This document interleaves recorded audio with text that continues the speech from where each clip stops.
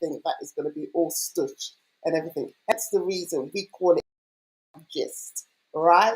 We want to have fun, but we want, but in a fun way. And sometimes when we get informed in a fun way, kind of like retain it a bit more rather than it being all strictly official.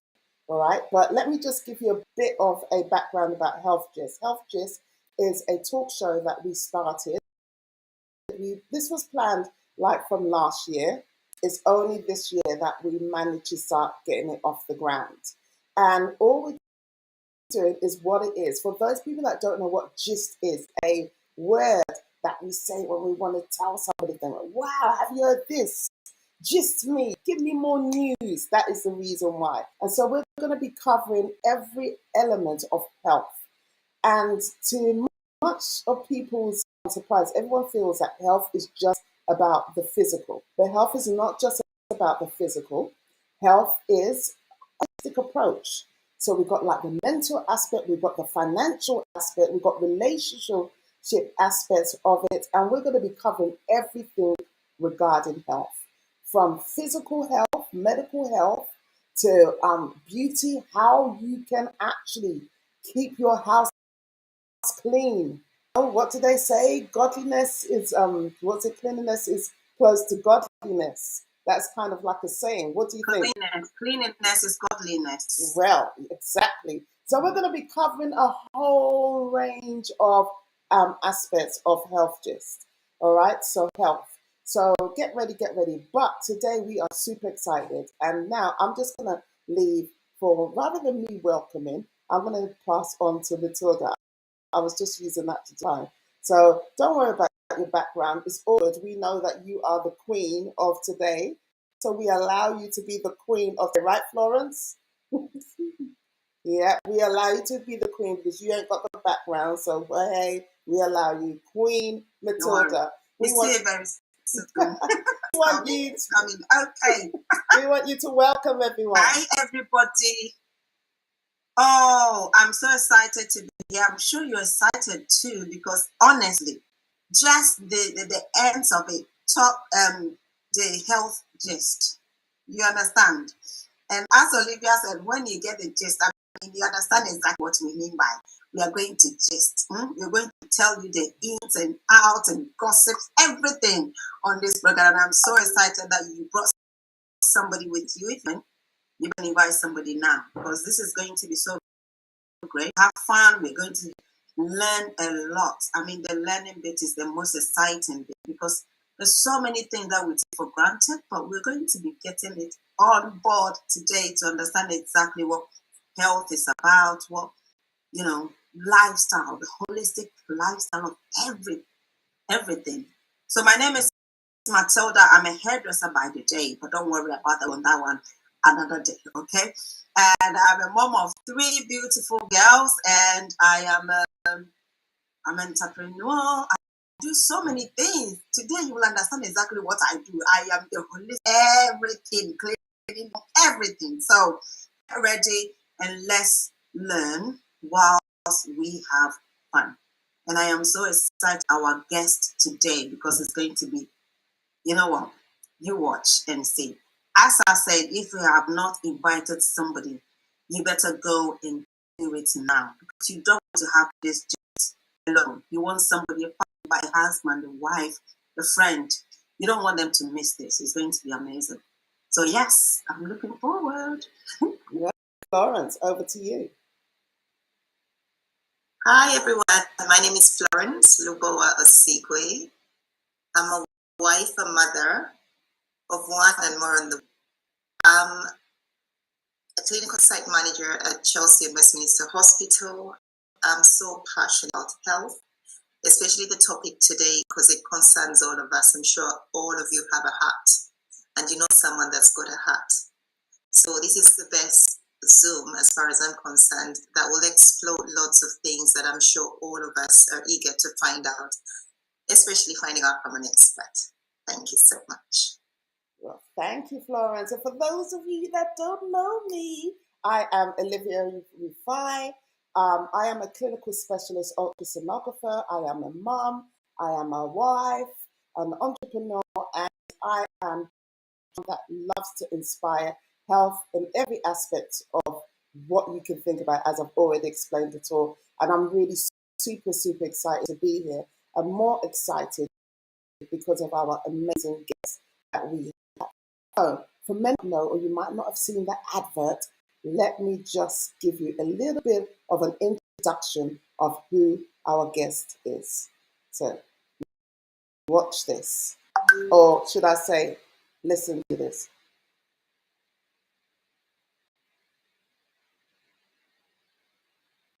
Or I might not be able to show that.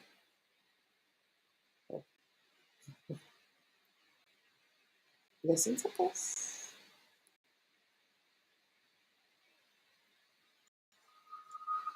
Ayo Olatoye is many things. A Christian, husband, father, son, brother, author, and consultant in acute medicine. He suffered a stroke in June of 2020 and since has been interested in the intersection between faith and health. Through social media, podcasts, and public speaking, he hopes to help his community have some difficult but necessary conversations. Ladies and gentlemen, I introduce to you Dr. Ayo Olatoye. Right, so before I bring my guests on, let me just tell you, I am really, really, really super excited. And I'm going to bring him onto the stage, but I want to ask a question. I want to ask a question. And this question, I would love for you to actually into the chat. And the reason why I want you to pop this into the chat, and after that, unfortunately, I'm going to have to close the chat for security reasons and also confidential reasons as well. So, the question that I want to ask you here, or whether you're watching or whatever social that you may be watching this, if I ask you the question, what's important thing to you in life? What is the most important thing? Some people may say children, some people may say finance, some people may say this, some people may say that. Could you just pop it into the chat? What is the most important thing to you?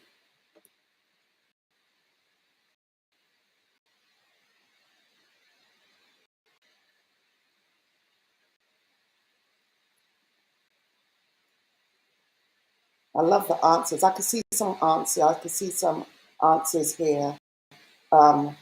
Some people are putting health. Some people are putting peace. Some people are putting my family well-being. Some people are putting doing the will of God. Some people are putting health. Some people put in health. Some people put in health.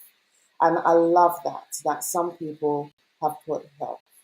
So I want to just give you an illustration. Maybe I should say an illustration, or just remind anybody that has ever been on a plane.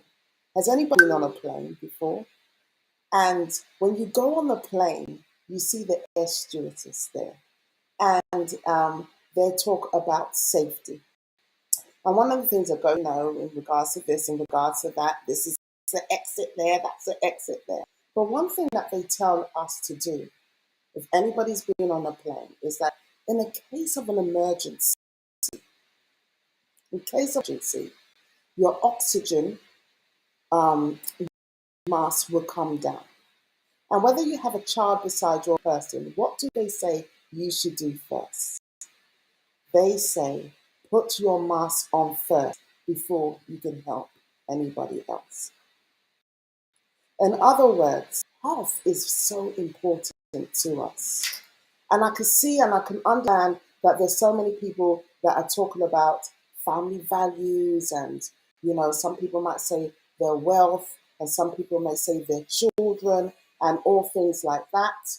But at the end of the day, if you're not healthy yourself, you cannot provide for those other people. So now when somebody asks you, what is the most important thing that is close to your heart? Health. Because without health, then you can't do anything else. So put aside God. Put aside God. Next most important thing should be your health. Because in order for you to help somebody else, you need to actually help. So now I'm going to introduce our amazing guest. We heard an introduction. Dr. Ayo, we are so excited, extremely excited to actually have you. We've been really, really waiting for this. And we know that people are streaming this from different people's platforms, social media platforms at the moment. But thank you, first of all. We just want to say thank you for actually honoring. I know it was hard to get you on, and we know that you are such, oh my goodness, guys. This doctor here, he's a doctor and a half. How do they say? I don't even know how they say it in Nigeria. Like, um, but he is just kind of like a doctor and a half. He is busy, but the fact that he's taken out the time to speak to us is absolute. We are so honored, and we are so grateful to God to actually have you on this show today. So, you know what? Let's just start with who is Dr. Aya. Tell us about, because, when we hear a little bit about your bio, the first thing that got to me is about stroke, and then a doctor having a stroke. Wow. Just tell us a little bit more about who you are and what happened. What happened? How did this come about? Yeah, so thank you so much. First, I want to say I'm incredibly grateful for the privilege and the honor of being invited to speak to you. So thank you to my hosts. So thank you, Olivia. Thank you, Florence. Thank you, Matilda. It's my pleasure to come and spend time with you. I really do. Don't take things like this for granted. So thank you very much. So it's a bit about me. Like you said in the bio, I am a lot of things. So I am a Christian, I'm a husband, I'm a father, I'm a son. I am one of three brothers. I'm the middle child, so that might explain a lot of things. And I'm a consultant in acute medicine. So I mean, looking at me, I'm not the kind of person you think, I can see why this guy had a stroke. And that's kind of why I started talking about it, to be honest, because, I'm young-ish. And, I don't obviously look like somebody who's struggling with health issues that would have been like, okay, I get why this guy had a stroke. If you want, I can talk to you about what happened with the stroke now. Or you want to talk? Okay. Yeah. So I was at work. It was in June of 2020. I was on a ward round. So if you don't know, when people come to hospital, one of the things that we do first thing in the morning is that the consultants and some of the senior doctors will go around and we'll see the patients and we'll make plans. On the ward round, I felt unwell, but I couldn't put my finger on it. And I powered through the ward round because, that's what you're supposed to do. I remember asking somebody to check my blood pressure and it was high, and I checked my blood sugar and I'm not diabetic. I just, I was looking for reasons for not feeling well. And by the end of the ward round, I was limping and I had a bit of a headache. Now I've had migraines in the past, and there is a type of migraine you can get that gives you stroke-like symptoms. I thought, well, it's must be just a migraine. I pushed it off. I drove home, and I went to sleep. I didn't feel better. I had something to eat. Didn't feel better. And we have a blood pressure monitor at home, and my blood pressure was sky high. So at this stage, I've done everything that I could to avoid going into hospital. And so I went to the hospital, and by this stage, I was limping quite heavily. And when you hit your funny bone, that kind of pressure pins and needles that you get, I had that from on the left side of my face all the way on the left side of my body to my feet. And I had some symptoms that were concerning. I had a CT scan, and they said the CT scan was able, but your symptoms are concerning. So I was transferred to a specialist hospital. I had an MRI scan, and they were like, unfortunately, sorry, you've had a small stroke. So the stroke was on the right side of my brain, which explains left-sided symptoms, because the nerves in the brain cross over. By God's grace, I didn't have significant deficits. I was able to be discharged the next day. This is a strange thing to say, but I'm now at a position in my life where I thank God for the stroke. Not for the stroke, I don't know that I would be thinking the things I'm thinking now or doing the things I'm doing now. So even this conversation I'm having with you, I don't know that I would have ever been on your radar, ask me any questions. I would never have put myself out there.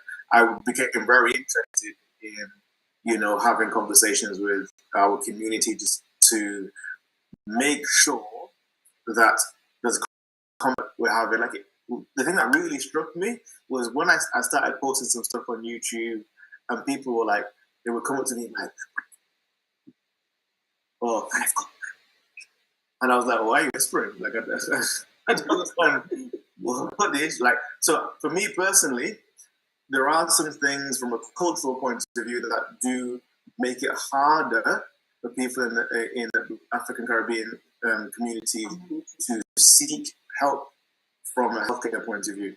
And one of them is a culture of shame when it comes to health and health issues. I was speaking to one of my aunties and they were talking about maybe historically it was it's a situation where I don't want my enemy to know that I have weakness. Sign of weakness. Yeah, so I'm not going to start sharing anything. But like, for me, I mean, I'm not that guy. So I don't feel like there's anything for me to be ashamed of. So, especially because again, I'm a Christian. My parents are pastors, and I'm black. So, who better but me to conversations, So, Wow. for me, I'm now at a stage where I really thank God that I have had the stroke, and because of that, there are conversations with people I'm having and experiences I would never have before. Wow. Amazing. Over to you. No, that's the abridged version. Well, I'm sure we're gonna be digging in a bit more. Florence, over to you. Yeah. Thank you so much, Dr. Ayo. Like Olivia said earlier on, there's certain things I don't know why we think that way, but there's certain things you think doctors or people in the health profession wouldn't have. But then what we forget is they're human beings as well, and they're something that we all face.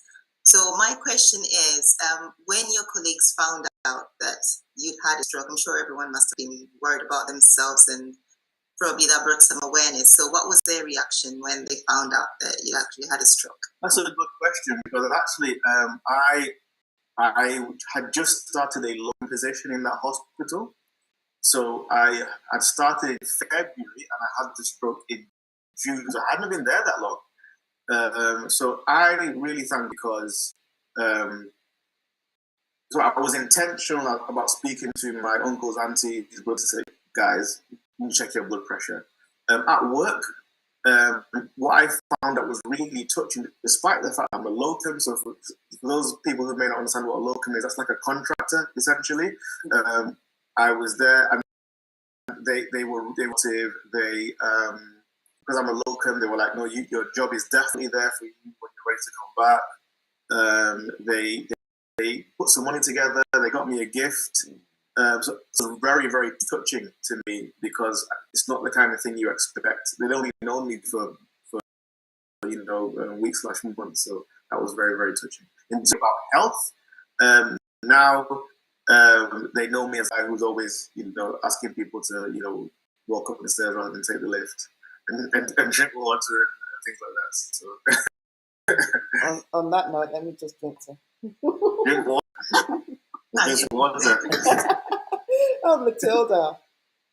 Right. So, as we're talking, I'm thinking, wow, as a doctor, you are actually resisting to be unwell because you were saying, you're finding all the reasons why you think you should be okay and you're not, right? And this is, my question is, that's how everybody else feels. What would you tell that person who is finding reasons to be well, even though they are not well? Yes, that's a really good question. So especially in Black and ethnic minority communities, there's data to suggest that we don't engage quickly. So when it comes to an emergency, chest pain, heart attack, stroke, we're not good at engaging. I think my pounded by the fact that people say that people in healthcare make the worst patients, so it was a double whammy for me. But I think there's a spectrum. So there are people who, they've got a sniff, oh my God, I've got cancer, and there are some people who would persist and endure and endure and endure. And I think it's about being mature and being pragmatic and not emotionally touching anything into the issue. So when somebody comes to speak to me as a doctor, I want to know their symptoms. I also want to know what they feel about it, but their symptoms are the thing that's going to drive the diagnosis. So from my point of view, I think I probably didn't Recording in progress. I probably didn't take it that seriously, it's one of those things that I'd like to say in hindsight I should have, but I'm just very grateful for the fact that for me it could have been a different story. People die from strokes. Said the trajectory of my life, changed because of the stroke. I was also diagnosed with high blood pressure on the same day. So now I'm on medication to prevent strokes in the future and to control blood pressure. I can see your man bit coming in, your manning up, even though there's something going on. As a doctor, I'm a man. I don't think I'm not okay. I feel okay because that's what we do, isn't it? As individuals, we think we are okay. I mean, we do certain things, and you think because I'm taking my food and medicine, I should be fine, even though we're not. I mean, I think it's a good point because, like I said on the war room, I didn't feel well. And rather than dig into not feeling well or get that investigated, I just carried on. And yes, I think there are some traits that men have in that regard where we're not acknowledging what's going on, we're just bullheaded and moving forward. But I do think a lot of people also have, similar traits. One of the things that we learned during COVID is that if somebody has a viral or a flu-like illness, that person should wear a mask and or stay away from work. Because imagine before COVID saying, oh, I've got a bit of a cold, I'm not going to come in. People would have looked at you strange, like, what? Hold on, you've just got a cold. And we forget that things like a lot of viruses are airborne. So me coming in, coughing and sneezing in the office increases the chance that I'm going to use what I have, even if it's not COVID.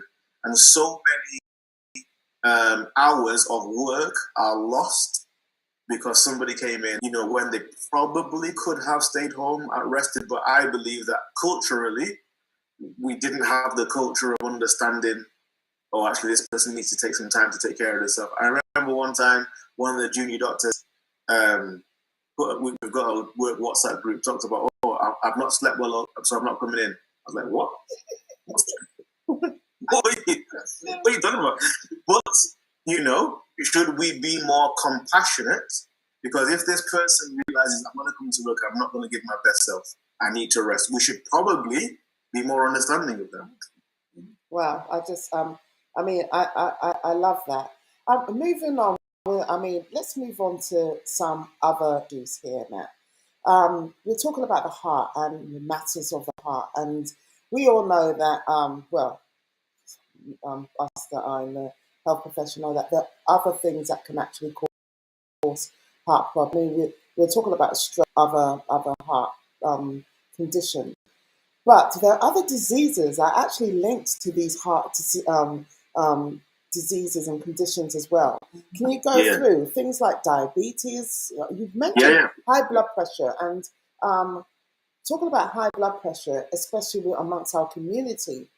Like you said, a lot of us don't get ourselves checked, especially those that work in the health profession. We think that we're superhuman beings anyway.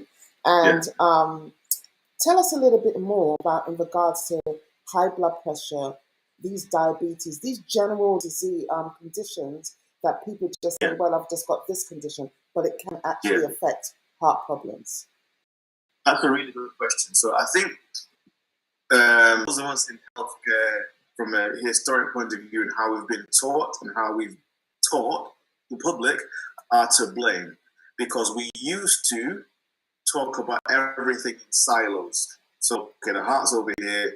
It's not related to lung, not related to kidneys, not related to gut, it's not related. And reality patients don't come in with just their heart. They come in with their whole body, and I have to figure out what's wrong with it. And I think there's a growing body of evidence that suggests that things are related in a way that we may not have appreciated previously. So obviously, things like with heart, the worst case scenario with heart is things like heart attacks and cardiac arrests and things. Now there are things that increase the probability of having a heart problem. In broad terms, the problems you can get with the heart are issues of blood flow, and often when things happen with blood flow to the heart, that can cause things like angina or other sorts of things. There could be problems that are to do with electricity within the heart, and those things can cause what we call arrhythmias, and they can present with things like palpitations or breathlessness or chest discomfort. There can be problems with the mechanics of the heart.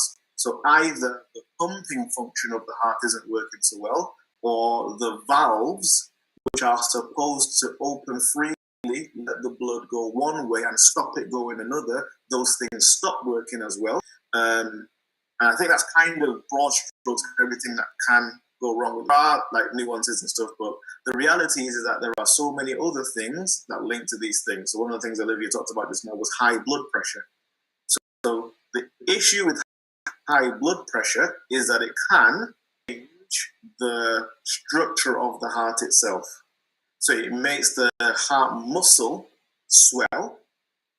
That often causes a reduction in the pumping function and ultimately leads to a condition called heart failure, which is where the pumping isn't working properly.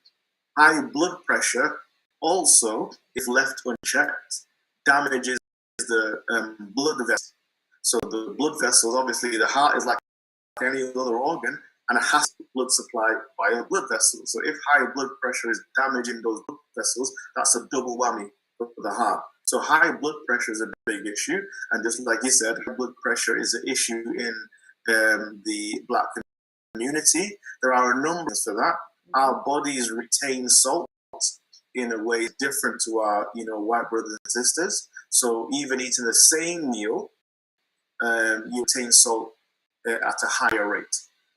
Secondly, not all, but some of the foods that we eat can contribute to higher salt, and all these things can increase the risk of high blood pressure.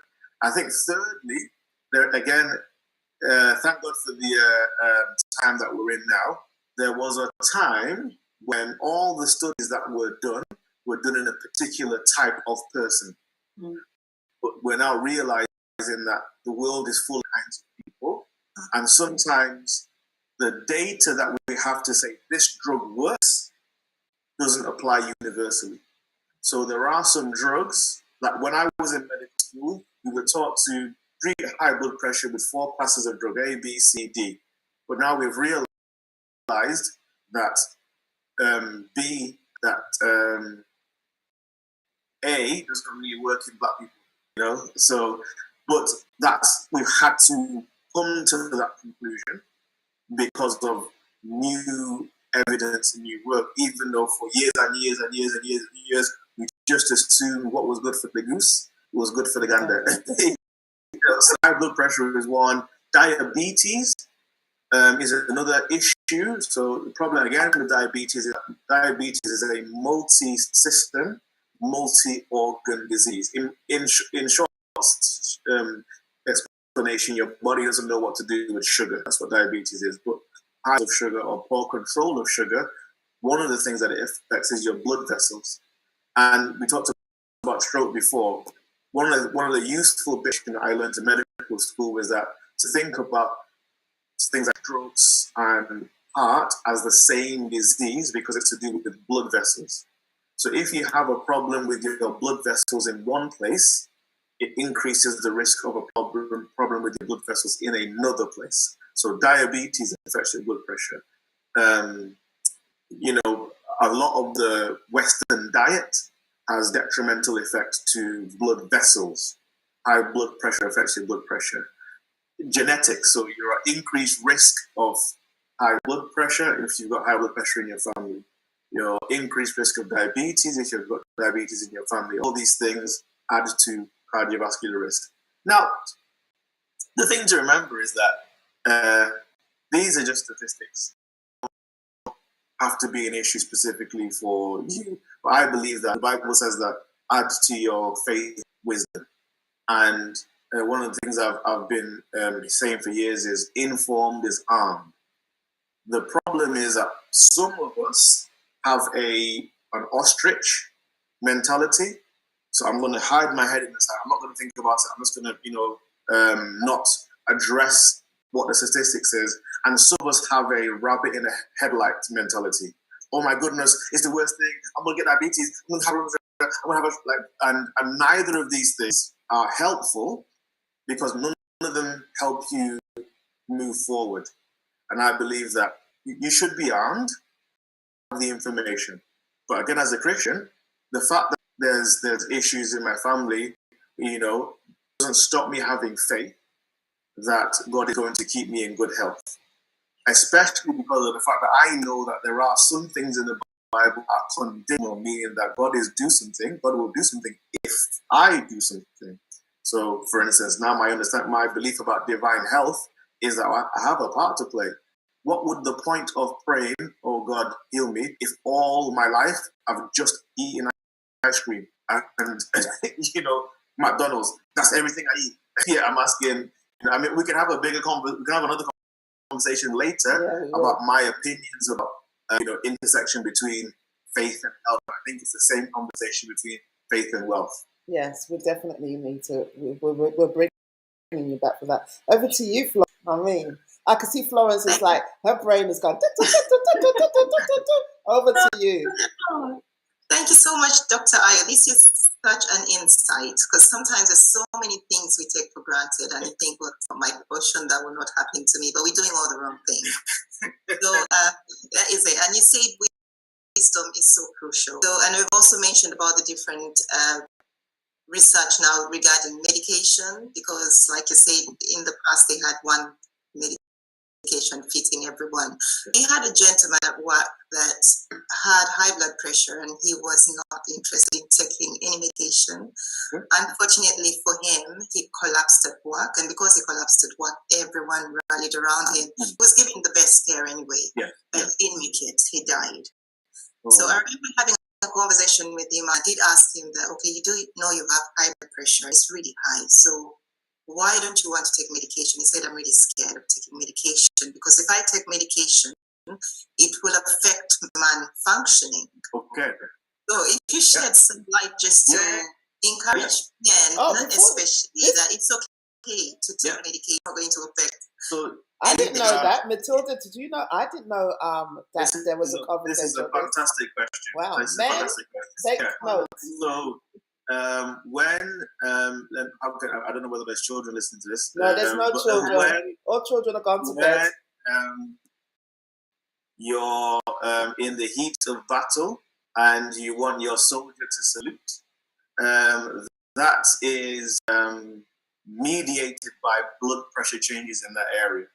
So if somebody has problems with vessels, then performance in that area can also be affected. So it's not an unreasonable thing to be aware of that if one of the, I went to a talk about sexual health, and it was like one of the issues of ischemic heart disease is, poor performance in that area, and that might mean you should go and get your blood pressure checked, because anything that affects blood vessels in one place affects blood vessels in another place. However, I think that I don't believe it's a either or. I think it can be a both and. So you have to ask yourself the question,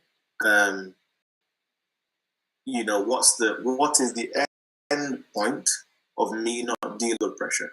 That's number one.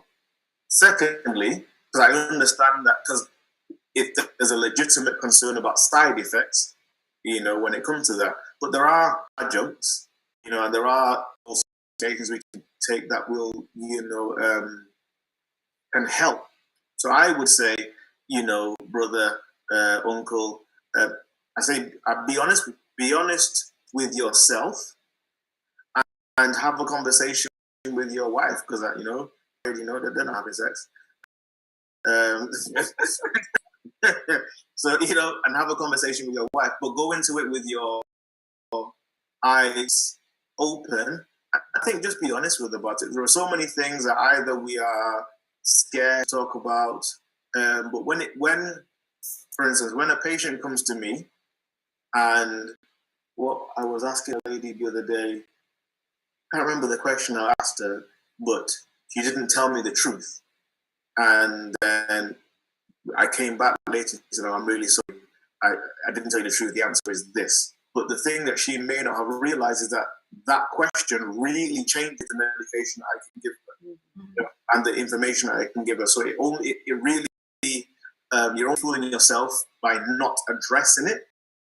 There's even a conversation to say about, are you a man, and issues with shame. Let's just have the conversation. Have a conversation with your GP if there's no one else that you can speak to. Have a conversation with anybody in healthcare that's a man. Get my details from the talk show. I'll have a conversation with you and speak to your wife about it, because I believe God wants us to enjoy our lives, and that is part of enjoyment of life. So I don't believe that God would want you to just control your blood pressure and enjoy, sex with your wife, because that's how He created marriage. Yeah. Over to you, Matilda. Oh my God, I was dying to ask this question, because when you have the condition yourself, you have family, right? You have the wife. I mean, you mentioned that you have a wife and you have faith, but still you were ready to do whatever it takes for you to keep safe and to, this guy. I don't even know what I would tell him. Would you rather die than to not be able to have, whatever it is? This guy that Florence was talking about. You would rather want to take care of yourself. And then even if at this time, if you were not really going to take the medication, what other thing that he could have done? Exactly. You understand? There are other things that maybe he could have done. I'm sure you, doctor, you would know better. Yeah. Yeah. So that, again, yeah. Sorry, no, please carry on. No, you can go on. Okay. Because that's a question on its own. What are some of the other things that we can actually do? So yes, you're not taking medication. What are you doing? Really? That's the question. And again, maybe it's because this is part of the problem with anxiety and embarrassment, especially when it comes to health anxiety. Often it's rabbit in the headlights. I can't move forward, so I do nothing, or I don't choose. But sometimes when I have to patients about difficult choices, one of the things I'm saying is that you choose this and you could choose that, but you need to understand that by not choosing not to do something, and time is going whilst you're not choosing. So that's why I really respect what you ladies are doing. Creating this platform is creating an opportunity for these kinds of conversations to happen, and hopefully after this, somebody will say, "Oh, I was on a HealthGist," and we're now perpetrating that more in our community, online and offline. Specifically about other things you can do. I mean, there's a fantastic growing body of evidence, and a type of medicine that's called lifestyle medicine. Now, I'll try and explain this as quickly as possible. So I am a hospital doctor trained in Western medicine. Now, Western medicine is fantastic for an emergency. Absolutely fantastic. Have a heart attack, have a stroke, have an emergency, need surgery. Western medicine, absolutely fantastic. Now, what we have done with Western medicine is that we have assumed that the things that we do in an emergency are the same kinds of things that will help you long term, and we're now understanding that that is not necessarily. So the lifestyle medicine doctors and other healthcare professionals who were saying actually prevention is better than cure. It's better to not have the stroke and recover from the stroke. Better to not have the heart attack than have to recover from the heart attack. Doesn't mean you can't recover. It's just that, prevention is better than cure. So now there are people who have programs that will help people, whether it's to change what they eat or walk regularly, or do mindfulness or do meditation and stuff. And all of these things can help reduce blood pressure. There are some so another framework that I used to work with is the concept of I am a spirit, I have a soul, and I live in a body. That's what I believe. I believe that's we all. I believe I'm a spiritual being having a temporary experience. Now, historically, people used to believe that when these three parts of me are in balance, that I am in a state of ease. And when one of these things or more is out of balance, then I am in a state of dis-ease. That's where the word disease comes from. So why I think it's important is because we often don't appreciate how all of these things are linked. For instance, when I feel physically ill, I don't then feel like praying. These things you might think are not related, but I am one person made of three parts, and one part relates to the other. If I am sad, I don't feel like praying. If I am spiritually excited, I'm able to do physically more. Does that make sense? So all I'm saying is that there are so many things that we can do to address our physical by making sure that we also look at other things. So there is some data to suggest that people who have faith have lower rates of things like depression, anxiety. They have a slightly lower blood pressure as compared to people who don't have faith. But specifically with lifestyle medicine, I think that there are lots of things. There are people I know of who had a diabetes. They changed their lifestyle, so they didn't take any medication at all. They changed their lifestyle in terms of what they ate, and they started to walk regularly. And now that person doesn't have diabetes anymore. The HbA1c has come down to normal, so it's without medication. Same thing with blood pressure.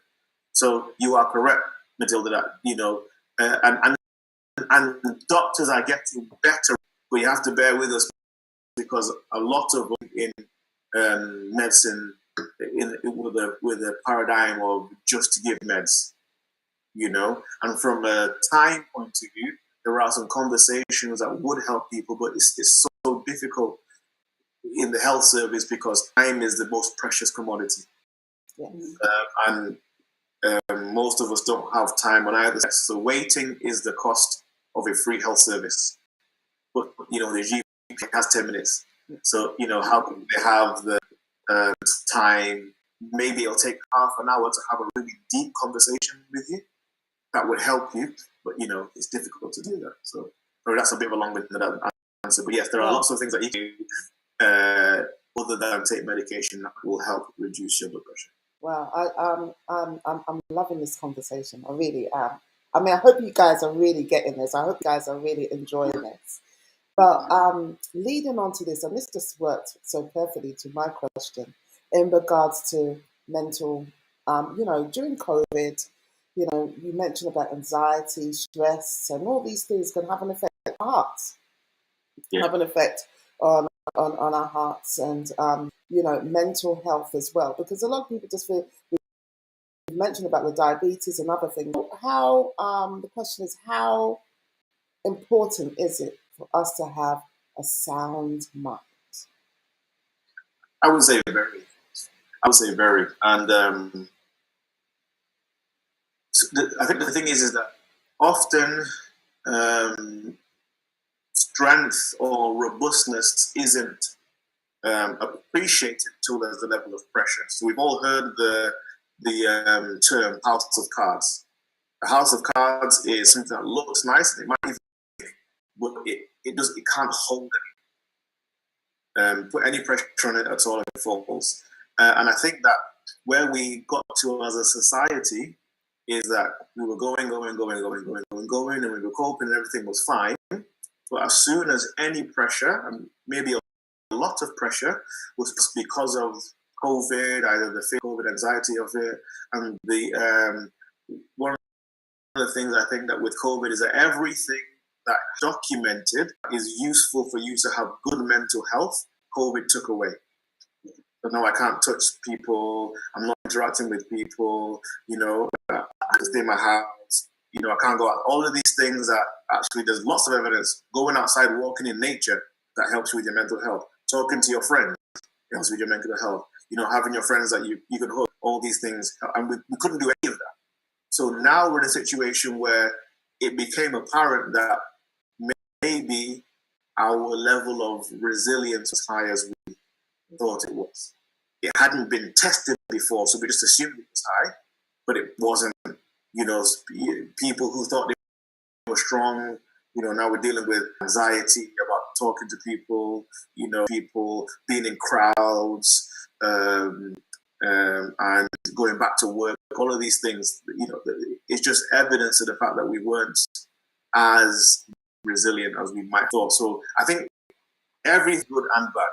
So that's the bad thing about it. But the good thing about it is that it made a lot of people really confront themselves. And they're like, oh, okay, so therefore, I need to work on my mental health. I need to sit down and, have conversations with myself and or friends and or a licensed therapist and, start to fortify myself, because life is life, and having faith, having a relationship with God doesn't exempt me from the storms of life. So what I have to do is make sure that I prepare myself, because life is going to happen. The funny thing is we enter 2020, my wife and I think, babe, this is going to be our year. Things are going to go well for us. We were really excited, and I had a stroke. It wasn't what we planned. But because of it, I believe my relationship with my wife is closer. And I believe, like I said, I was able to do some internal work and ask myself some questions that I probably wouldn't have asked. And I think everybody during COVID was given the opportunity to get off the carousel of life and ask some really deep questions. And good things happened. Some people who are in good relationships and wanted to work on it, their relationship got better. And maybe it exposed to some people, actually, I don't like it. The relationship didn't go worse. I mean, I'm reading your book. I mean, this is, I don't know if everyone, a fantastic book. I haven't read all of it, and I just want to go through a couple of things in regards to this. I don't know if you guys can see it, my building blocks, and an amazing book that really helps, and I think everyone that is here should really get the book. But there's one area, there's something that I love. You use the terminology, first of all, about you were an aggressive non-vegetarian. I love that terminology. But that was really funny. But you talk about meditation. Yeah. And the whole point of this HealthGist is to give people a platform, or give people something that they can hear, that they can go back, start realizing different other areas that they can work on in regards to their health. And like as I mentioned before, health is a holistic approach, and thankfully you've really regards to the body, soul, and the spirit. But in regards to meditation and looking at because like as we use mental health and stuff, with the anxiety stuff, and people getting heart palpitations and all these other things, Show us what are the things that we can do in regards to, because when people hear meditation, people have got different forms of thinking about meditation. But what is one simple thing that you can give us today that people that are here today, either watching or here in the Zoom today, can just practice, can come off this Zoom right now and just meditate that one simple thing, help with our health? I'll give you three things. So, what is, I learned this recently. There is a way that, and because of the fact that our mind, body, and soul is linked, that there are some things that you can do with your body that help you in your mind. So, should we do it? Yeah. I want everybody to take a deep breath. Right. And when you get to the tip, just breathe in a bit more, so like that. Now, if you do that a few times, what that does is it lowers your blood pressure and slows your heart rate down. So that's something physically you can do that helps you calm down. Can we do that again? Can you just say that again so that everybody, guys, have your cameras on? Let's see. Breathe in. And as you get to the deepness of the breath, just as gasp a bit more on the way in. And again.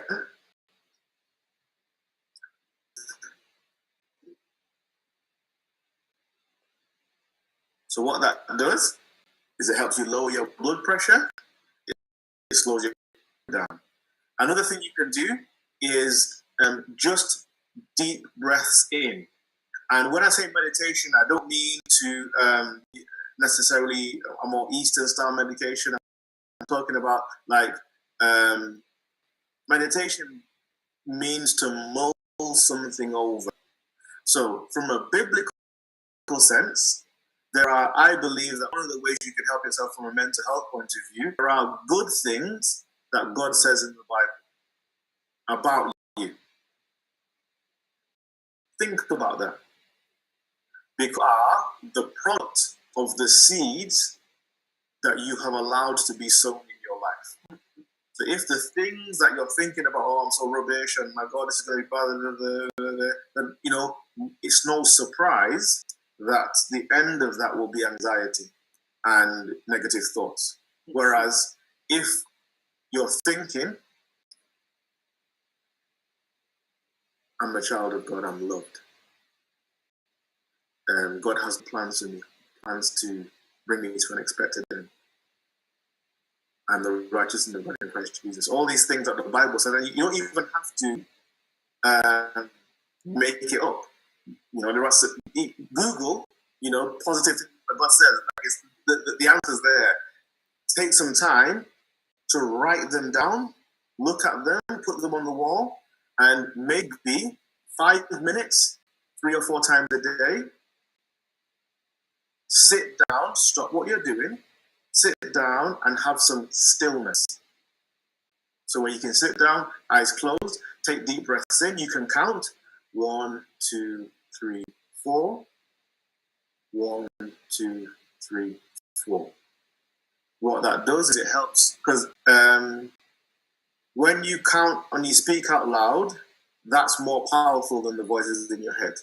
Let me give you an example. I want everybody to count in your head silently from 1 to 100. And when I say now, I want you to start saying the alphabet. Okay, so silently count your head. Okay. Now, A, B, C, D, E, A. Now, when I said now, and you started to speak outside of your mouth, you stop counting? Well, you guys didn't do it right. Let's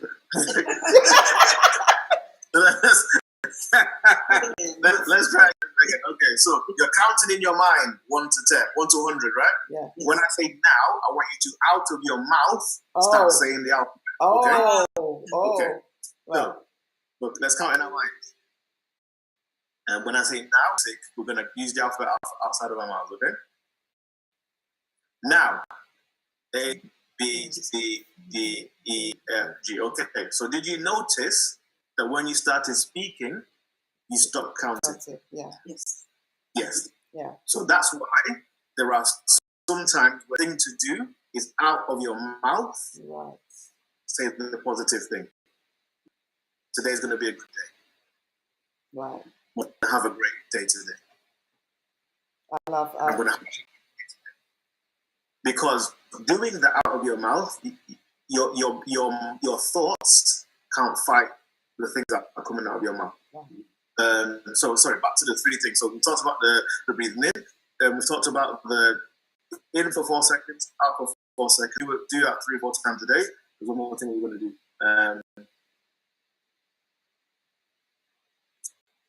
Journal. So actually, journaling in the morning specifically or at night and just getting the thoughts out of your mind on paper helps you organize the thoughts in your mind.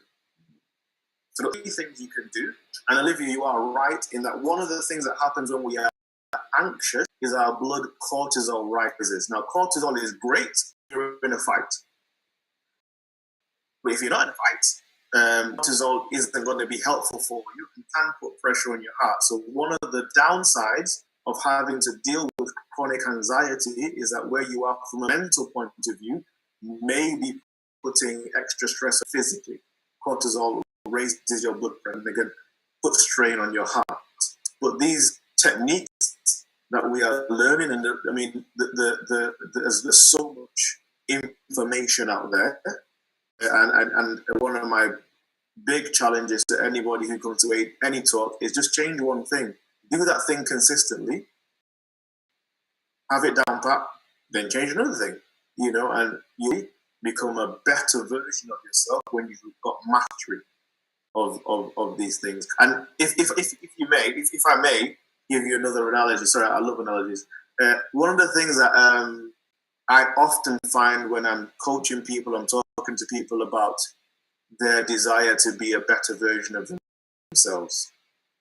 People just say, well, this is me. This is just who I am.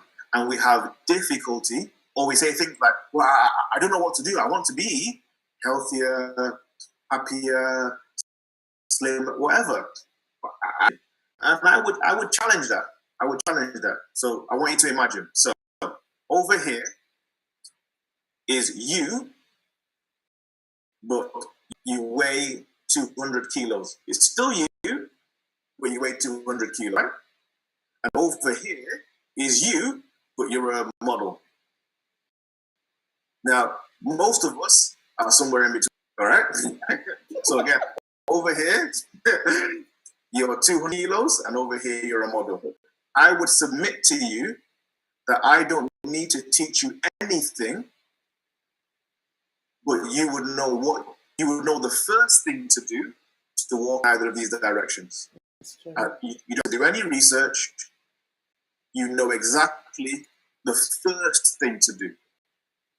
So I'm saying that in any sort of outcome, I think you know the first thing to do. And if you continue to walk down that road, I believe that, wisdom will come your way. I believe that God will open paths for you. I believe that, you'll come into contact. Part of our connection, myself and we both started walking in a particular direction in terms of trying to help our communities, and our paths crossed. They probably would never have crossed if we didn't start walking in this direction. So, anyway, sorry, that was a long-winded answer. No, we're just loving it, but we know that time is against us. But I know that my fellow hosts have got one more question each to ask, and then I've got a question to ask, and then we're going to ask for your final words. But I know I can see some people. I can see Florence there, just really not Florence, Favor there, just smiling, and from there smiling because the cameras are on, and I know they're really hungry for more. But we're going to have to. Dr. Ayo, we have to bring you back because we haven't even touched anything. But over to you, Florence. Your last question. Thanks, Olivia. Thank you so much, Dr. Ayo. With what we just done now, this is something I'm going to carry on doing from today. And that's really, really helpful. It's so funny that some of these things we don't think about until we come into gatherings like this. So earlier on, you mentioned about salt and how people of color the body retains salt. Yeah. So I put salt in mine because I like flavor. So sometimes we forget that these salts, the Maggi and that, they have salt already. So you put that, then you put the salt as well, and then another flavor that you like have salt. Yeah. So what advice would you give for at least some salt that is safer, since we're already retaining so much? You're not going to like the answer. So the reality is that so whether it's table salt or sea salt or pink salt or green salt, it's all the same. Yeah. It's all the same. And I think that you touched on a very important point, that so many, when it comes to a decision about changing our lives, have inertia. I don't want to, because I'm concerned. Will I still be me if I get better? And we have to ask ourselves some hard questions, just like your friend. Unfortunately, he passed away. There was something that was so important to him that he wasn't even interested in exploring anything around it. So the question would be, well, what is most important to you? That will be my question to you in that sort of situation. Because if the issue is I want to be healthier, then there are decisions that you would make, and the reality is you'll still be you. It's just that you're taking. So believe it or not, I used to. Now I don't drink hot drinks much at all, but I used to have 3 or 4 spoons of sugar in my tea, and I realized that was silly. So I tried drinking no sugar, and it's not palatable. So then I started to have 3, then I started 2, then I started to have 1, and I got to not needing any. It was a long period, but I had the direction of travel to go, and I think that so many of us. I was listening to a podcast the other day. The question was, who wants to be healthier? And everyone put their hand up, and the psychiatrist was like, you don't want to be healthier. You want to be slim and fit, because the road to health is exercise, and nobody wants to exercise. So similarly, we might say we want to be X, Y, Z in terms of fitter, blood pressure and stuff. But that is the product of a change in me. And I think it's possible to be scared of that, but it's also possible to lean into that, because change is inevitable. And if you're not careful, not you, Florence, but if we're not careful, we put ourselves in a position where we want life not to change, which is dumb, because the only thing that's constant about life is change. And where my disposition to change will determine my level of happiness. Yeah. And if I'm intentional about it, I can change to become the person I want to be, rather than just let life change me. If that makes sense. Yeah. Yeah, sorry. Yeah. You have to repeat. So stop the salt. Stop the salt. I know us, we're like, it's got to taste good. Nigerians, yeah, exactly. The Ghanaians, who makes the best jollof rice? The thing is that there are other things you can add that are not salt, that will add flavor. Because so many of us, when it comes to Black and African foods, flavor only means one thing. So maybe it's a case of we just need to expand our palates. So I'm Nigerian, my wife is Angolan, and she's always complaining, you got always adding pepper to everything. I just like the taste of. She's like, I want to taste that food. I'm like, I can taste that food. I just like the pepper as well. So it's just, you can expand your palate. You'll be surprised at the things that you might like. To you, Matilda. Oh, okay. Even though as we're going on, Doctor, I'm sure we've been talking about these things. I'm here, and there's a lot of gist that we've been giving away. But somebody maybe sitting there and they're thinking, okay, so, what causes heart diseases and or heart attack, and then what are some of the things I can do to prevent it? And honestly, I would really want to know the list myself. So that's, taking the steps so I don't get to that stage. And then also, you might want to add some of the things that you're doing after your situation. Really good question. So, in general, a heart attack, there are, I think, 5 different kinds of heart attack. Most of us are only concentrating on type 1. I'll just talk about type 1 just because the other ones are more academic. So a type 1 heart attack is when there is a blockage in the blood supply to the heart itself. So remember, the heart is an organ like anything else, and it gets its oxygen from the blood in the blood vessels that supply it. So generally those blockages come because of damage to the wall of the blood vessels, like we said before. So it can be, in general, it's the things that we put in our bodies. So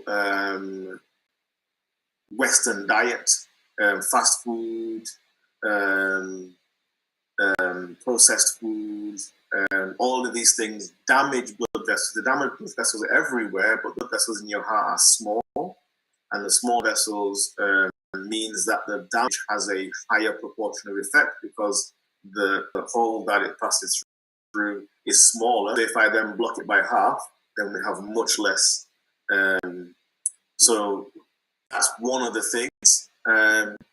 Risk factors for ischemic heart disease. Ischemia is a fancy medical word for lack of blood supply. So other risk factors are things like high blood pressure, because high blood pressure also damages blood vessels. Diabetes, because diabetes also damages blood vessels. Smoking, because smoking damages vessels.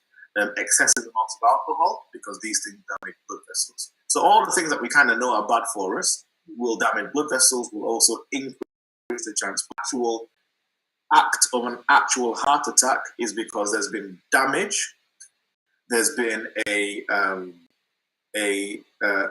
formation of a plaque, but that plaque has ruptured, and then something, a bit of clot has gone deeper into a narrow blood vessel and then caused the blockage. From that point on, you don't get blood supply. So that's the mechanism for a heart attack. So in terms of things you can do to mitigate risk, exercise is really a big thing. And exercise really helps. In fact, exercise is the only thing that has been proven to increase cognitive function as you get older. All of these, like brain apps on the phone, they're rubbish. None of them. Exercise is the main thing. Controlling blood pressure, and obviously, if you have been given one of these diagnoses, high blood pressure, diabetes, gout, even other things that cause inflammation, controlling those will help you reduce the risk of heart attacks in the future. What did I do? So what I found really irritating was when I got a stroke, when I had a stroke and had high blood pressure, all I talk about health, and it was very punitive. Oh, don't do this, don't do that. It was just so, it was such a turn off. So where I started was, so what can I do?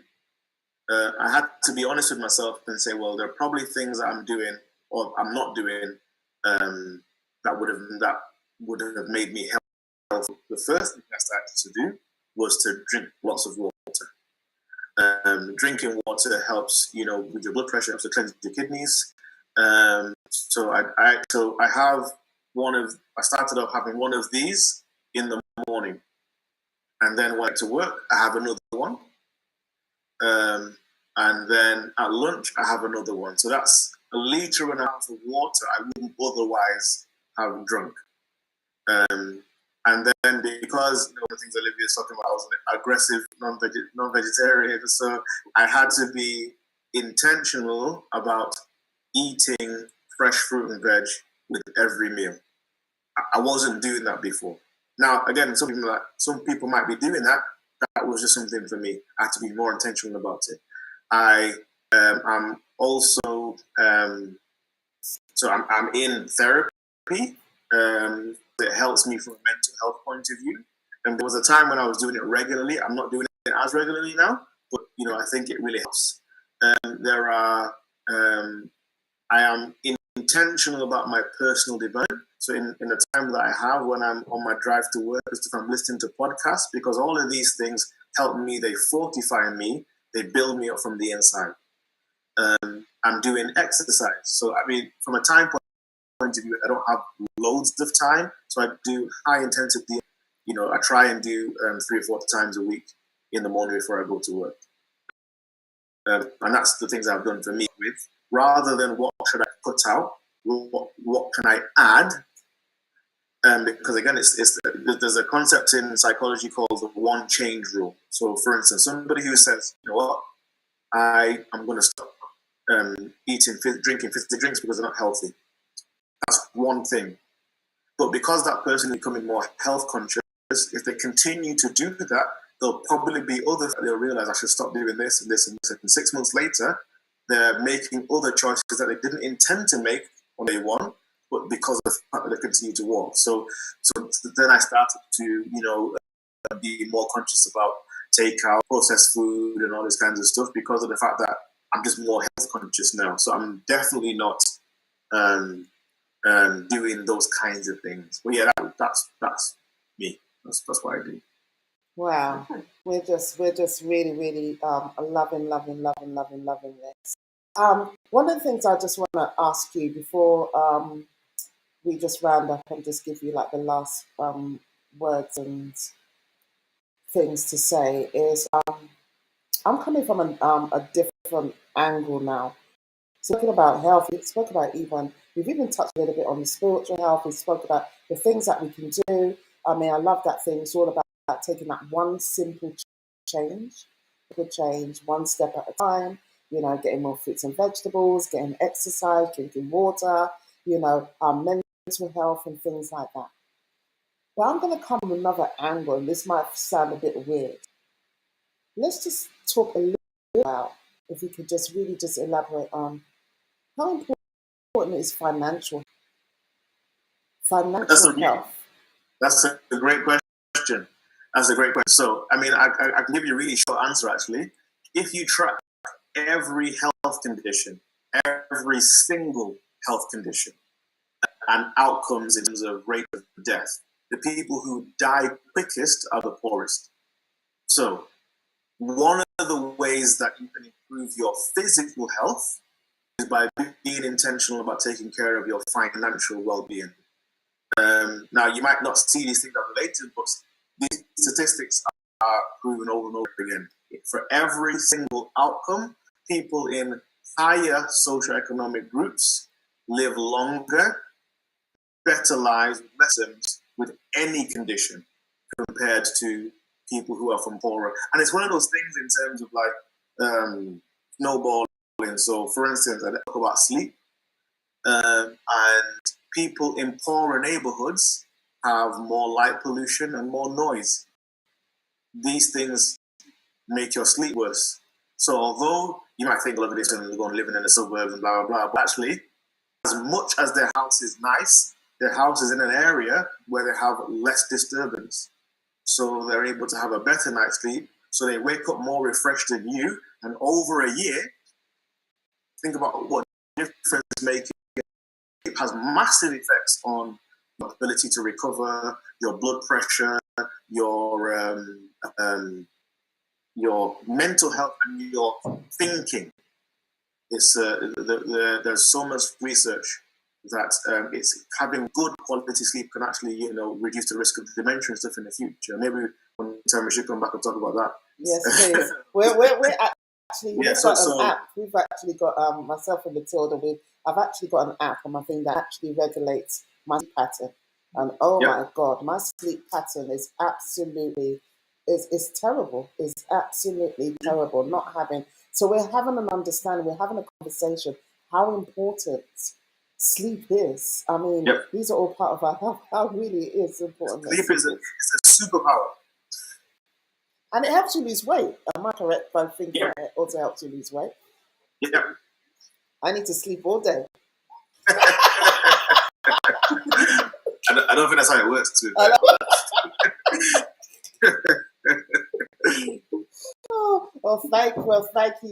Thank you. I mean, again, guys, if you've not really, because I mean, tell us a little bit about this book, because of what we're doing, we're bringing awareness in regards to education, in regards to health and stuff, and like I said in the beginning, we're looking at the holistic approach and also looking at mental health, mental health, spiritual health, physical health, and in regards to our financial health. This book is just absolutely amazing. So, just tell us a little bit about this book and where, if anybody is really interested in actually getting a copy, and it's so easy. I love it. It's such a simple, easy book to read as well. I mean, I could really potentially finish this in one day, but yeah. Just tell us. That's very kind of you. Actually, I'll put a link in the chat. Oh, let me open up the chat first. It's available on Amazon. Okay, so it's open. Interestingly, like I said, my wife and I came into 20 thinking, yeah, man, it's going to be a fantastic year, and I had a stroke. And to be honest with you, the day of the stroke, I had signed on to a platform where a friend of mine was, people how to learn how to trade Forex, because I was determined in my mind to find a way to support my family that did not involve me exchanging my money. And I was involved in these organizations, and I started some trading. There were other platforms and some investments that we did, other organizations that we joined. And I tried to do these things, and it became apparent, because I did a lot of stuff from mental health, from a mindset point of view. It became apparent that success in these areas is 80% mindset and 20% skill.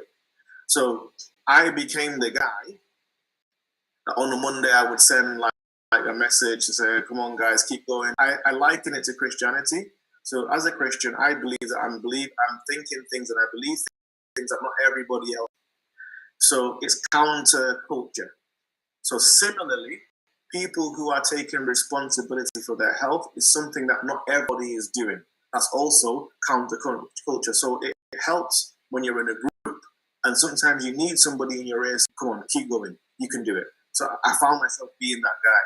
So I didn't actually set out to write a book, but retrospectively, I look back and over 18 months of messages and all that, actually, I probably got enough to put on a book here. So my intention was to do a 52, well, it's a lot of work, boy. So I've got less than, but it's basically an anthology of thoughts. And I should mention that in 2020, my dad died. Now, I was derailed. As you can imagine, I was derailed. I was, functioning. I was asking myself really deep questions. I got to a point in my life where I felt like I was on a ship or on the sea at the mercy of the storms of life without an oar. I didn't feel like I could influence the outcome of my life. I felt like helpless. And the thoughts in the book, helped me to realize that, no, I can set the direction of travel. I can set the destination, and actually I'm the engine. So the book, the thoughts in the book was just the things that helped me go back to feeling like I was in the driving seat of my life. So it's a just like you say, it's just lots of different thoughts. My hope is that people read a chapter and just think, like I've never thought of it like that before. So these thoughts really helped me, and that's why I decided to put it in the book. You definitely get some moments like that when I've read the chapter that I've read. It's like, oh, I didn't think about that. Especially that non-aggressive vegetarian. I love that terminology. It's just amazing. Do you have it in audio book though? Oh, so good question. Yeah. I'm in the process of producing. So I've done all the recording. It's currently being edited. So watch this space. Yeah, Yeah. that's the one now. Yeah, that's the one that Matilda's gonna get. Matilda's gonna Yeah. get. If you've got Alexa, because there's an ebook version and you can get Alexa to read it to you. Oh, brilliant. So I don't like physically reading. You want to just just get Alexa and Alexa will read it out for you, the book. But it's really, honestly, it's so easy to read, guys. It's not a book, and it really does help you in really the holistic approach to mental health, making you see different things in different ways, and I just love that. I'm conscious of time, and we want to just keep you forever. And I can even see that some people coming in and coming out, if they're finished or not. And some people are still staying. We know that people are watching. And guys, if you are interested in getting the book and watching on anybody's social media platform, just go back to them. We're all about. Thank you so much to Ayo for really, like I said, we have to bring you back again because we have not even touched anything at all. But, things that he was highlighting is all about finding. One of the that I have realized is that, to take that journey to living a healthier lifestyle, and that healthier lifestyle, whether it's physical, whether it's mental, whether it's financial, whether it's spiritual, is better doing community, is better doing it with someone. And this is what these platforms, and whoever's sharing this on their platform, they're part of some sort of community that you can get yourself involved in, to be part of that, to work together. And you can work together with other people that might be going towards a journey or something that you may be doing, that they might be able to be helping you and supporting you as well. So any information that you want to know about our speaker today, go back, if you're watching on social media, go back to the person that they're showing on their platform, and then they can get in contact with any of us, myself, Matilda, Florence, and we will pass on the details. The thing I will say is please, Doctor, could you just go to your Instagram, follow him. It is just so I just love that the what's it called that you were doing it.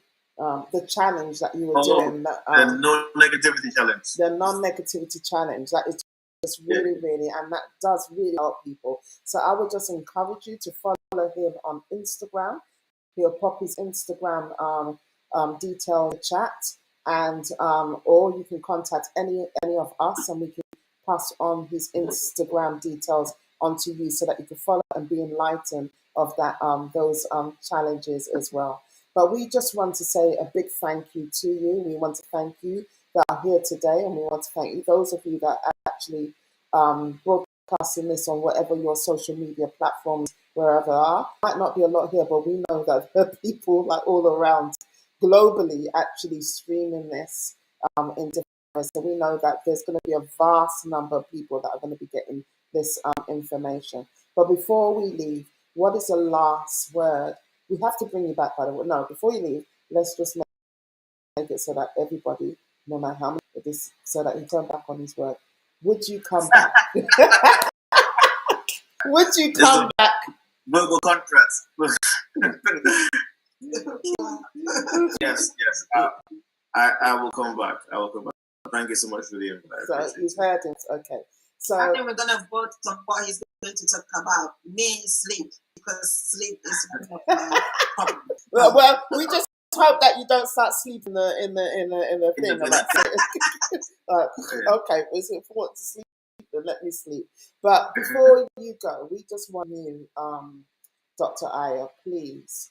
There are many people, I said, are watching this around the globe and from different countries, and you have just imparted something so powerful and so unique for many people to really go out there. And I'm so grateful about this, grateful to God for this platform that we're able to do this.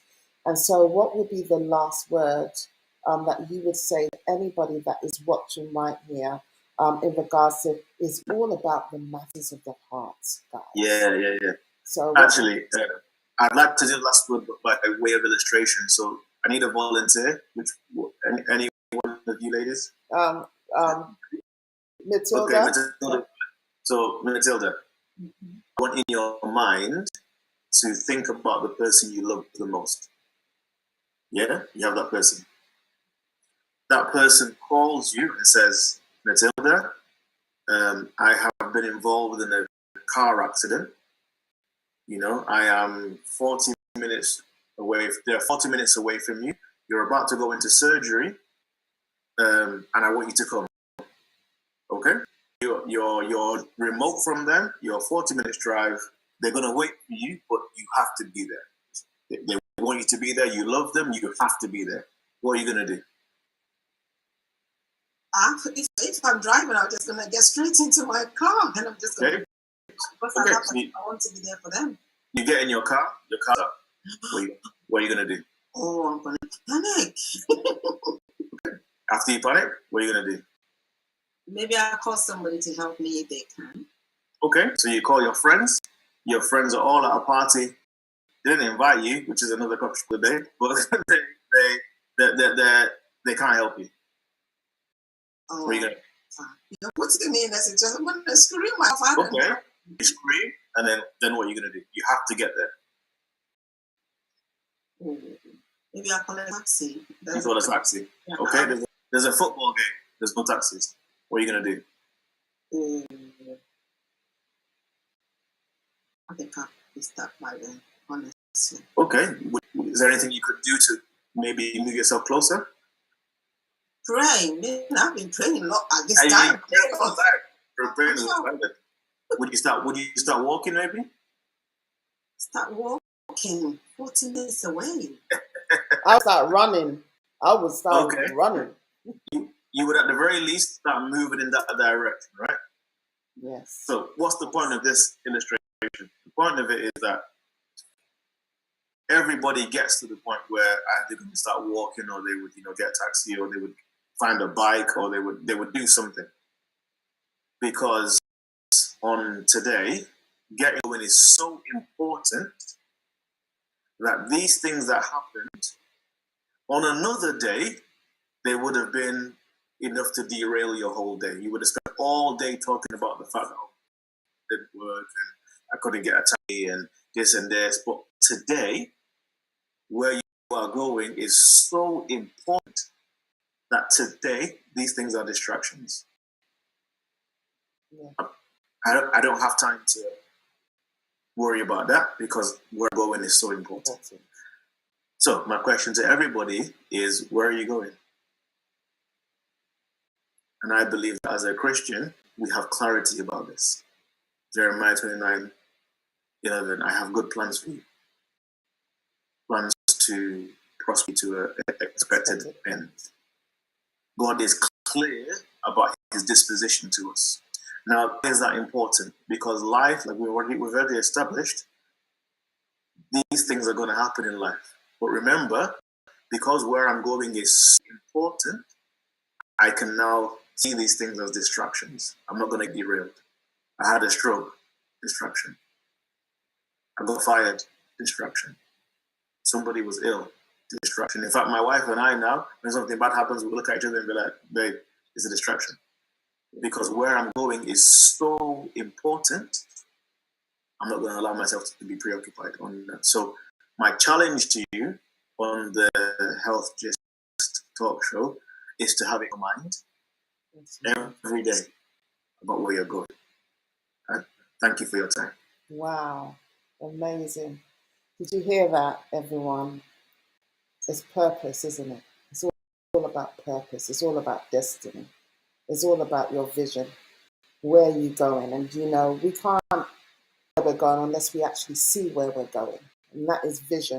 And it's our vision, it's our purpose, it's our destiny that is going to drive us. And that's going to keep us focused on that we don't keep on with that distraction.